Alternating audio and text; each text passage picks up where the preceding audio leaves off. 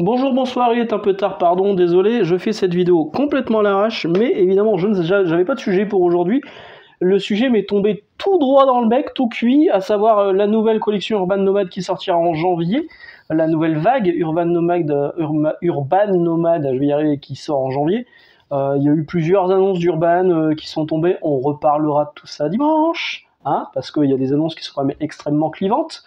C'est pas le cas de celle-ci. Quand les Urban Nomades sont annoncés, ça faisait un moment qu'on l'a réclamé, tout le monde est content. Surtout que là, dans les titres, il y a quand même des trucs qui sont extrêmement bons. À commencer par Batman Dark Knight Returns, que je ne vous présente plus. Je vous l'ai présenté plein de fois. Je vais pas vous le remontrer, il est là quelque part. Bref, tout fan de comics, je pense, se doit de le lire à un moment ou à un autre. Ça plaît pas. Chacun pense ce qu'il veut de l'œuvre, mais ça a été une œuvre marquante des années 80 qui a vraiment changé le regard qu'on pouvait avoir sur le comics, montrer que le comics pouvait être beaucoup plus sombre et pas juste grand guignolesque. Là, on montrait que le comics pouvait être beaucoup plus grave. Il y a eu un avant et un après Dark Knight Returns, donc l'histoire de ce Batman vieillissant. 208 pages, 5,90 €, franchement, si vous l'avez pas dans votre collègue, 5,90 €, mais foncez quoi. Il y a déjà Watchmen dans la collection Urban Nomad, qui est aussi considéré comme un indispensable, mais qui est beaucoup plus hermétique aux nouveaux lecteurs. Hein. Faut déjà faut digérer, hein, Watchmen. Hein. Dark Knight Returns, c'est plus digeste, justement. Ensuite, on a Batman Sombre Reflet, 272 pages, donc c'est les deux tomes qui étaient sortis il y a très longtemps chez Urban Comics, de Jock et de Snyder, qui sont réunis dans un petit format Urban Nomad. Bon, Snyder livre un récit qui est franchement pas mauvais, avec, moi cette couverture je la trouve incroyable, avec une Gotham qui est presque un personnage en tant que tel, mais par contre le trait de Jock peut freiner. Maintenant, c'est à vous de voir si vous adhérez ou pas au trait de Jock. Moi, je suis pas méga fan, mais franchement, le récit m'a convaincu. Donc, bon. C'est à voir. À ce prix-là, c'est 7,90 € pour 272 pages. C'est pas un gros risque. Il y a de grandes chances que vous appréciez le récit. Feuilletez-le avant. Voyez si le trait ne vous arrête pas. Si ça vous arrête pas, foncez. C'est plutôt un bon récit. Ensuite, on a Super Sons de Tomasi et de Jiménez. Donc Jiménez qu'on connaît actuellement sur Batman avec Zdarsky, et il était déjà là avant. Peter Tomasi, bon, lui les scénaristes, on le connaissait aussi c'était Superman où il était avec comment il s'appelle,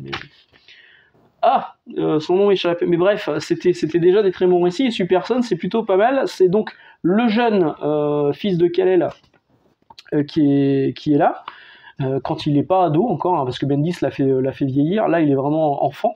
Il a le même âge que Damian Wayne, le fils de Bruce Wayne, Batman. Et donc, les deux vont vivre des aventures. C'est franchement pas mauvais.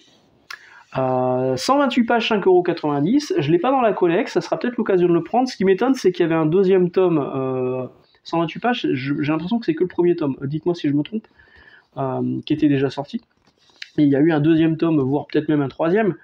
Et là, c'est pas écrit numéro 1. Est-ce que ça va être un numéro juste comme ça, de Super Son, parce qu'il fallait caler une dent creuse? Je sais pas.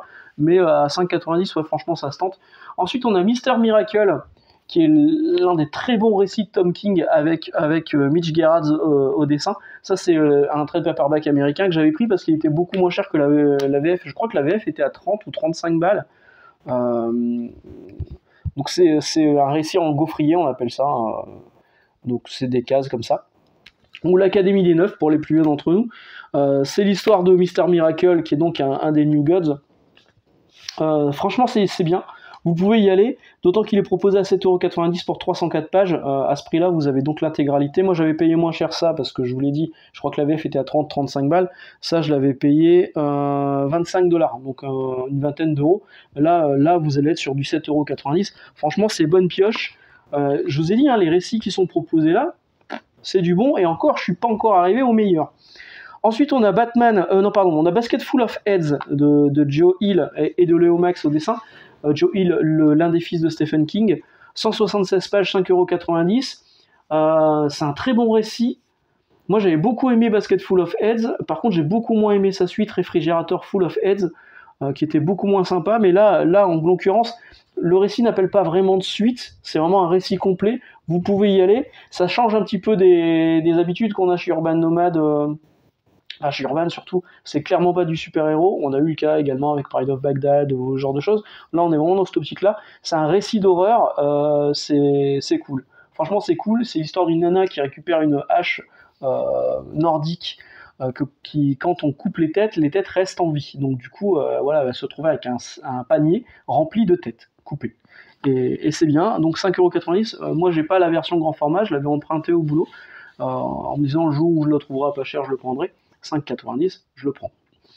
Ensuite, on a Batman et les Tortues Ninja, Venin sur l'Hudson. Alors, on avait déjà eu Fusion, je crois que c'était Fusion le titre, qui, dans la vague actuelle, qui est sortie là fin août, qui est l'un des titres qui a le mieux marché dans la gamme Urban Nomad. Il faut dire qu'il arrive au moment où il y avait un peu une hype autour des Tortues Ninja, la relance chez iComics, le dessin animé, le film qui a très bien marché.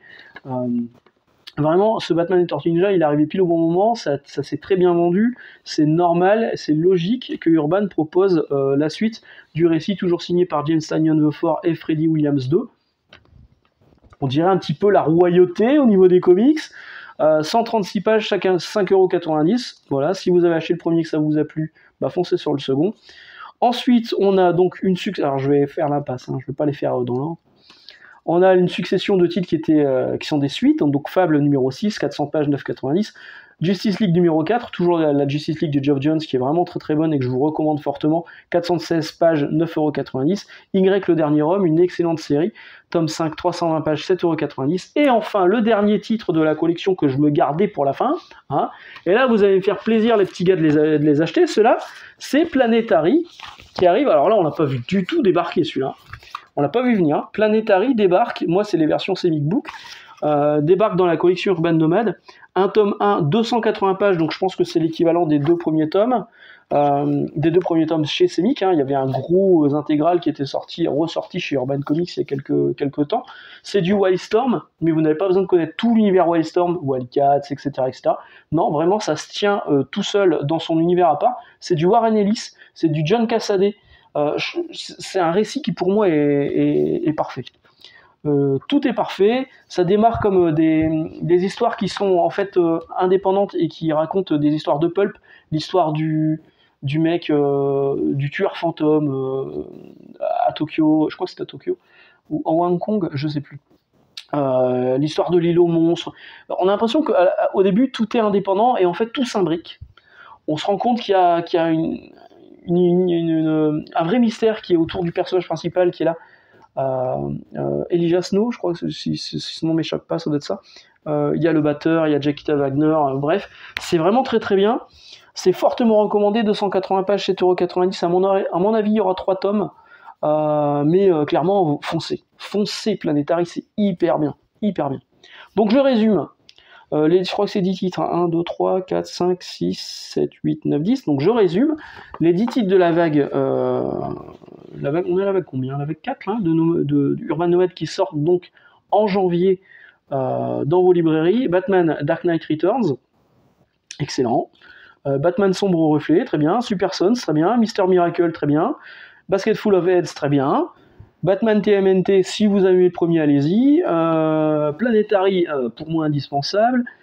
Fable 6, Justice League 4, Y le dernier homme. Décidément, cette collection Urban Nomad à petit prix, elle est parfaite.